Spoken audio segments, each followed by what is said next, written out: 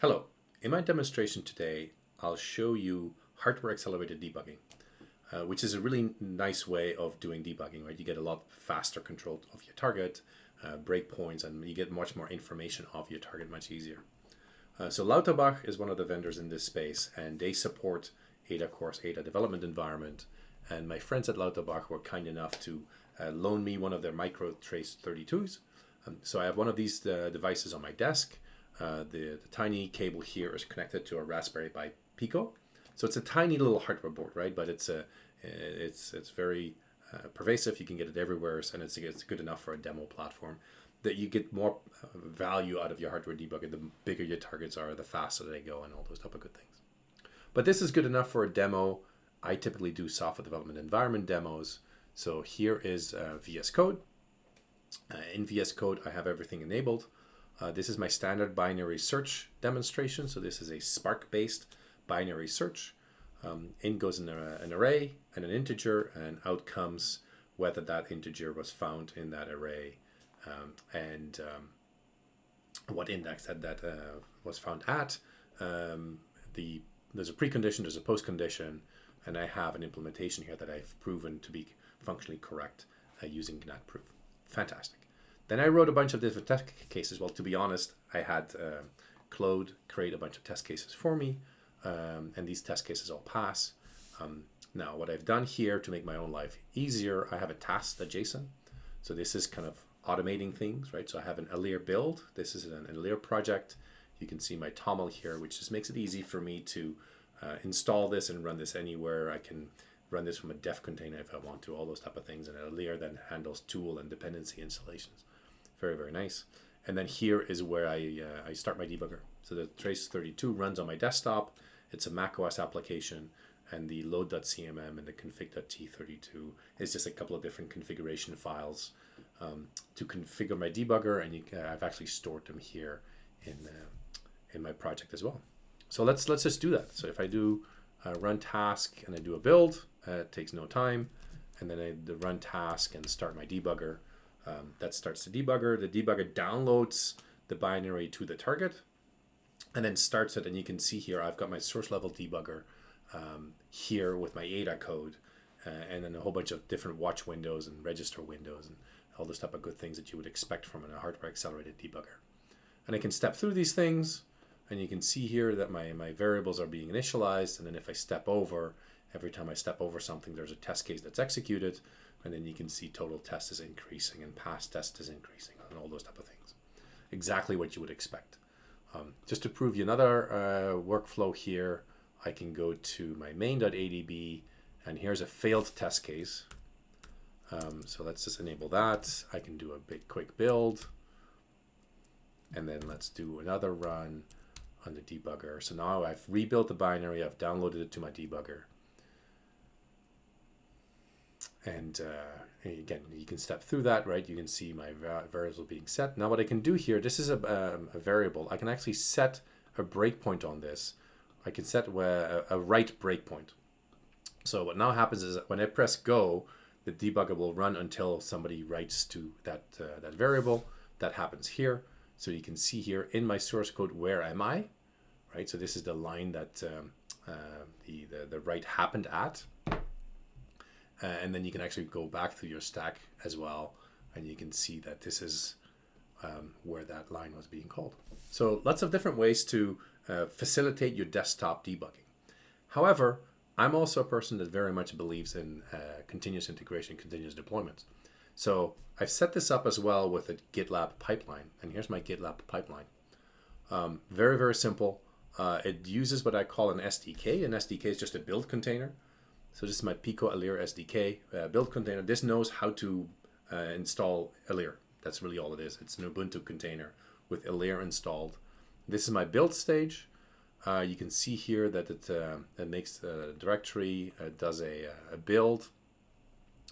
This means that it actually puts all the dependencies in a specific directory, and then this caches that directory.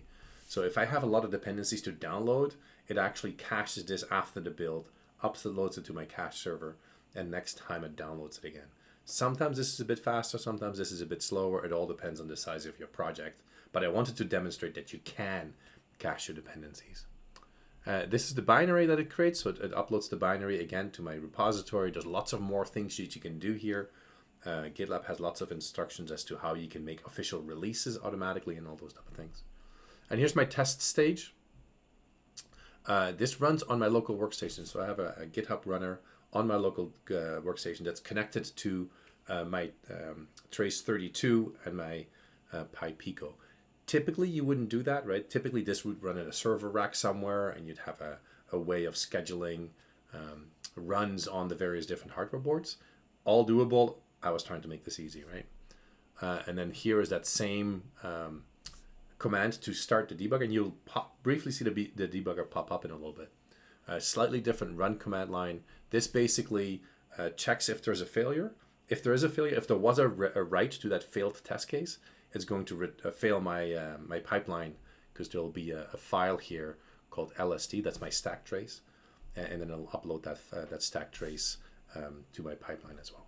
So that's kind of the explanation of it here. I've made a change, right, in my main.adb. I've kind of turned that failed test case on. So failed test case. So let's submit that. Let's run that, and then let's open gitlab.com. Let's go to binary search.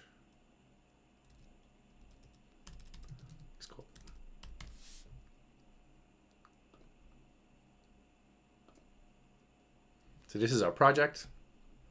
You can see my pipelines here. You should see one pipeline that's running, right? So the build is running. There's two stages to it. The build is running. The test is not running yet. The previous one, which I did about half an hour ago, passed. So that's the one that, of course, did not have the failing test case. So if all goes well, this one here right now is running through the build. It uses the standard GitLab cloud-based runners. So these are not the most powerful ones.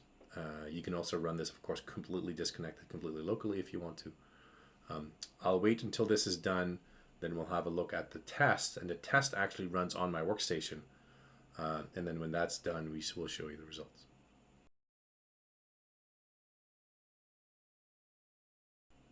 So that's it. You can see here the build is done. And now it's doing the caching. Again, the caching is just a neat thing to do. You don't have to cache. Last time that I calculated it, I was doing it on local runners, and the caching was about 20 seconds faster than in non-caching. All depends on what you prefer. Do you prefer speed versus downloads and all those type of good things? You can do a local cache as well. You can also, so Alire pulls things from a public repo. You can also limit Alire and say, don't pull from the public repo, only pull from my private repo. So lots of different ways that you can configure all this. Here, I was just trying to get a simple example going.